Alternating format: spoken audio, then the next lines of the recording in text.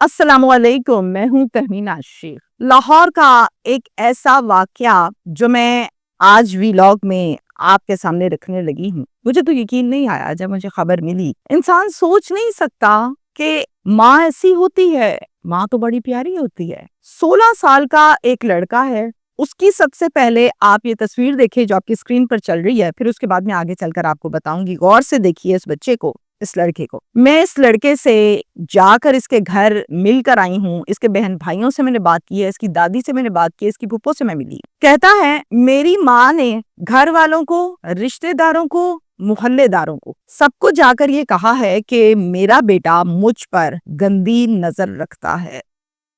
अक्सर औकात मेरे लिहाफ में घुस जाता है रातों को और मुझे कहता है कि मेरे साथ नाजायज ताल्लुक बनाओ। ये सब कुछ जो मैं आपको बता रही हूँ ये मुझे इसके सगे बेटे ने अपने मुंह से बताया है। वालदा ने मेरे पापा को झूठा मुकदमा करा के जेल में बंद करवा दिया। ये केस इंतहाई गंदा है। ऐसी ऐसी गुफ्तगू और बातें हैं जो मैं शायद आपको बता ना पाऊं, मुझसे नहीं बताई जाएंगी। मैं तो इस पर नाकाम करना चाहती थी इस केस पर, और इरादा ये था कि इस पर मैंने बात नहीं करनी। ठीक है, अल्लाह इनको हिदायत दे। मुझसे बार बार इस फैमिली ने राब्ता किया है और ये कहा है कि आप हमारी आवाज क्यों नहीं बन रही, सबकी आवाज तो आप बनती हैं, तो हमारी क्यों नहीं, हमारे साथ जुल्म हुआ है। मुझे बारहा इसरार किया गया, तब जाके मैंने इस पर काम किया, यानी इस केस पर काम किया। और आप देखेंगे कि मैं प्रॉपर आई कांटेक्ट शायद आज के व्लॉग में ना कर पाऊं। गुफ्तगू और बातें ऐसी हैं। सगी माँ जिसने बेटे को जन्म दिया है, क्या उस बेटे के मुतल्लिक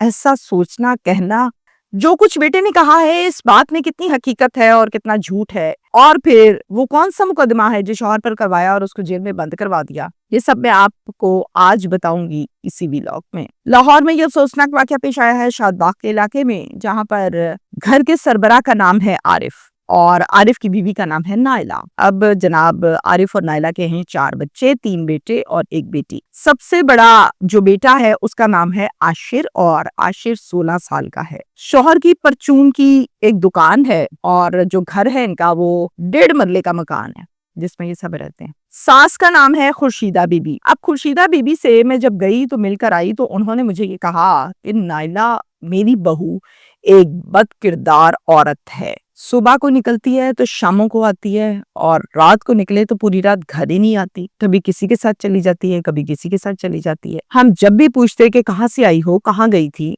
आधी रात है, ये कौन सा तरीका है आने वाला, तो आगे से मुझे जवाब ये देती थी कि तू कौन होती है मुझे पूछने वाली, और फिर मुझे धक्के भी देती थी, गालियां भी देती थी। मैं हैरान और शॉक्ड होकर ये सब सुनती रही। अब आशिर बैठा हुआ था, मैं साथ साथ आशिर से भी पूछती गई, तो आशिर ने जो बेटा है उसने मुझे ये भी बताया कि हमारे घर के बिल्कुल सामने एक दर्जी की दुकान है छोटी सी। इस दर्जी का नाम है अली हसन और ये 18 साल का लड़का है। मैंने कहा तुम 16 के, वो 18 का, कोई 2 साल ही बड़ा है तुमसे। कहता जी बिल्कुल ऐसे ही है। मेरी मामा खिड़की में से दर्जी को इशारे करती, गंदे इशारे करती थी, और फिर अक्सर औकात मेरी मामा तैयार होकर दर्जी के साथ जाती भी थी।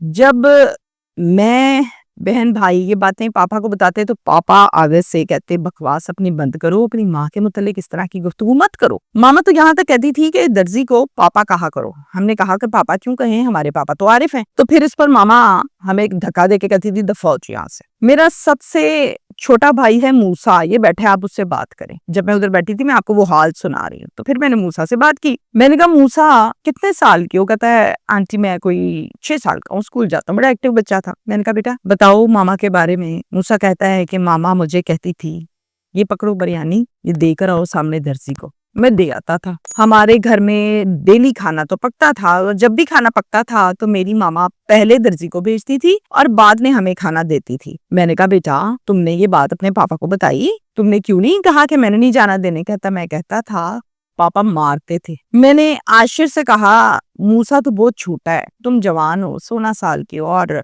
कदोकाट, जुसामत, बज़ाहिर फिजिकली पर्सनैलिटी अच्छी खासा घबरू जवान ये आशिर है। मैंने कहा आशिर अपनी माँ को बाज नहीं करा सके, पकड़ के बाजू कमरे में बिठा दो, खबरदार जो बाहर निकली इज्जत खराब हो रही है। ऐसा क्यों नहीं किया तुमने? कहता है मैंने ऐसा किया था, मैंने ऐसा किया था, लेकिन इसका रिएक्शन ये आया था कि मेरी मामा ने जाकर हर बंदे को, रिश्तेदारों को, मोहल्ले में, इधर उधर सबको ये कहा कि आशिर जो है वो रात को मेरे कंबल में घुस आता है اور میرے ساتھ گندی حرکتیں کرتا ہے اور مجھے کہتا ہے کہ میرے ساتھ ناجائز تعلق بنائیں. بتائیں پھر میں کیا کرتا؟ میں پیچھے ہٹ گیا.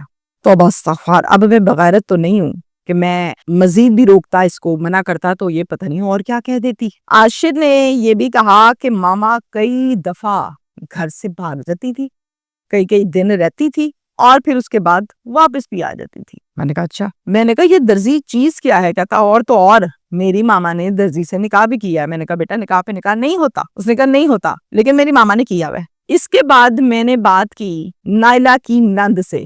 میں نے کہا جی السلام علیکم، کیا حال ہے آپ کا؟ آپ ٹھیک ہیں؟ کہتی جی ٹھیک. میں نے کہا مجھے سچ بتائیں معاملہ کیا ہے؟ نند نے مجھے یہ بتایا ہے کہ آپ یقین کریں کہ جب یہ یہاں سے گئی ہے نا تو گھر میں بڑا گند پڑا ہوا تھا.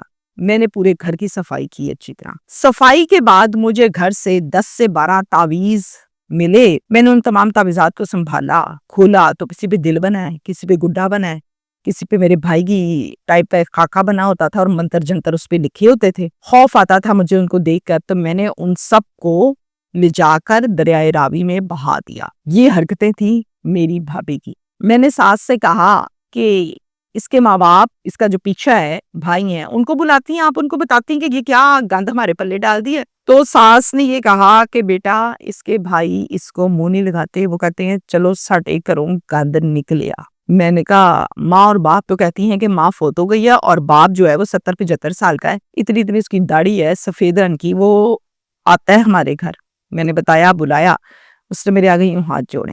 اس نے کہا میری چٹی داڑھی بھی ہے، آ کرو. میرے کہنے جو باہر ہے انے باز نہیں آنا اے انج دی اس شروع تو میں سمجھاواں گا. روتا دھوتا ترلے کرتا. پھر بتائیں ہم کیا کرتے؟ میں نے کہا ماں جی اگر اتنی بد کردار تھی، اتنی بری تھی، مارتی تھی، بد کرداری تھی، سب کچھ تھا، تو پھر آپ لوگوں نے چھوڑا کیوں نہیں؟ عزت کیوں نہیں بچائی اپنی؟ آپ لوگوں کی تو عزت خراب ہو رہی تھی. تو آگے سے ساس نے مجھے یہ کہا بیٹا میں اپنے بیٹے کو بہت دفعہ کہتی تھی عارف کو کہ عارف یہ ہمیں ذلیل کرا رہی ہے، ہماری عزت کی دھجیاں اڑا رہی ہے، انہوں فارغ کر دے پتر، ساڈا اے دے نال گزارا نہیں. تو عارف آگے سے کہتا تھا امی جو مرضی ہو جائے میں اس کو کبھی بھی نہیں چھوڑوں گا. پھر کہتی ہیں کہ ہمارا یہ جو 1.5 مرلے کا گھر ہے نا، میں نے یہ اپنی زندگی میں میرے شوہر نے اپنے دونوں بیٹوں کو جو ان کا حصہ بنتا تھا ان کے نام کر دیا، اور جو ہم نے عارف کو حصہ دیا عارف نے چپکے سے اپنی بیوی کے نام کر دیا، ہمیں پتہ ہی نہیں چلنے دیا. عاشر نے یہ بھی کہا ایک دفعہ تو میری ماما نے پولیس بلا لی اور اس کے بعد میرے پاپا پر جھوٹا پرچہ کروایا چوری کا، اور اپنے سارے کپڑے کے پولیس سے یہ کہا کہ یہ دیکھو مجھے مارا پیٹا ہے انہوں نے. اسی چکر میں میرے چچا کو اور میرے پاپا کو جیل میں بند کروا دیا. میں نے کہا کہ مسئلہ کیا ہے، ایشو کیا ہے؟ کہتا ہے کہ ماما ہے ہی گندی. عاشر نے کہا کہ کسی بات پر درزی کے ساتھ ایک دفعہ ماما کا جھگڑا ہوا تو ماما نے درزی پہ بھی 376 کا پرچہ کٹوا دیا اور وہ اشتہاری ہے. اور سب سے اہم بات یہ بھی ہے کہ عاشر کا یہ کہنا ہے کہ میری ماما آج کل ایک تنویر نام کا آدمی ہے جس کی اتنی لمبی لمبی داڑھی ہے، اس کے ساتھ بائک کے اوپر گھومتی ہیں، پھرتی ہیں، آتی ہیں، جاتی ہیں. جب بھی تھانے آنا ہو بائک پہ اس کے ساتھ آتی ہیں، جب کہیں بیل کرانے جانا ہے بائک پہ اس کے ساتھ آتی ہیں، جب کچہری جانا ہوتا ہے پرچے ورچے کے ٹائم میں بائک پہ اس کے ساتھ آتی ہیں. تو جب بھی کوئی پوچھتا ہے یا ہم نے بھی کبھی پوچھا یہ کون ہے ماما، تو آگے سے کہتی ہیں یہ تو میرا کزن ہے، میرا رشتہ دار ہے، جبکہ ایسا کچھ نہیں ہے. ہم نے آج تک، میں جوان ہو گیا ہوں، میں نے آج تک کبھی یہ بندہ ان کے رشتہ داروں میں خاندان میں دیکھا ہی نہیں. آج کل تو رہتی بھی اس کے ساتھ ہیں، یعنی تھرڈ کریکٹر ان لائف، شوہر، درزی اور آج کل تنویر. ماما یہ مکان جتنا پاپا کا حصہ تھا پاپا نے چپکے سے ماما کو دے دیا.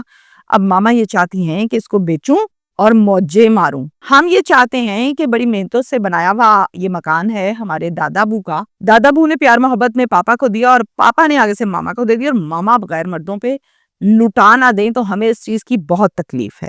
سسر کا ذکر نہیں کیا. سنیں، سسر انتہائی ضعیف ہیں، سسر کو پیمپر لگتا ہے، پراپرلی وہ چل نہیں سکتے، اس قدر بوڑھے ہیں، لاغر ہے جسم. جب پولیس آئی، اس عورت نے بلائی تو پھر سسر کو دھکے دے کے اس 1.5 مرلے کے مکان میں سے باہر نکال دیا گیا. وہ ساری رات باہر گلی میں ٹھٹھرتا رہا پیمپر کے ساتھ، کسی کے تھڑے پر بیٹھا رہا. سارے محلے نے دیکھا اور سارے محلے نے بددعائیں اور آہیں دیں اس عورت کو. اب یہ ساری الزامات اور باتیں ہیں نائلہ کے خلاف.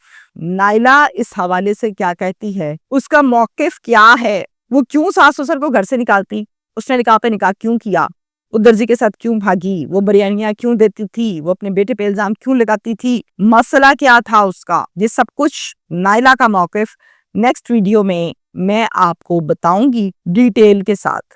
اور پھر یہاں پر میں نہ سچا نائلہ کو کرنے کے لیے بیٹھی ہوں، نہ جھوٹا فیملی کو کرنے کے لیے بیٹھی ہوں۔ میرا کام آواز بننا ہے، میں وہ بن رہی ہوں۔ میں آپ کو یہاں پر صرف ایک بات تفصیل کے ساتھ کہنا چاہوں گی، وہ یہ ہے کہ ہمارے قانون میں، ہمارے اسلام میں اور اللہ کی بنائی ہوئی حدود و قیود میں جو ہمیں بتایا گیا ہے، کہیں پر نہیں لکھا کہ آپ ساس اور سسر کو ماریں پیٹیں، گالیاں دیں، دھکے دیں۔ یہ کہیں نہیں لکھا کہ آپ نند کو ذلیل کریں، کہیں نہیں لکھا آپ بیٹے کو ذلیل کریں، اور کہیں نہیں لکھا کہ آپ غیر مردوں کے ساتھ ناجائز مراسم قائم کریں اور پھر یہ کہیں کہ تم کون ہو مجھے پوچھنے والے، نیور ایور، یہ کہیں نہیں لکھا۔ یہ کام وہ بہو کرے یا یہ کام بندہ کرے، یعنی مرد کرے یا عورت کرے، اس کا خمیازہ اتنا گہرا بھگتنا پڑے گا کہ انسان تصور نہیں کر سکتا۔ کہتے ہیں ذرا بڑا لذیذ ہوتا ہے، کر بیٹھتا ہے انسان، توبہ استغفار بہک جاتا ہے، لیکن ذرا ایک قرض ہے اور یہ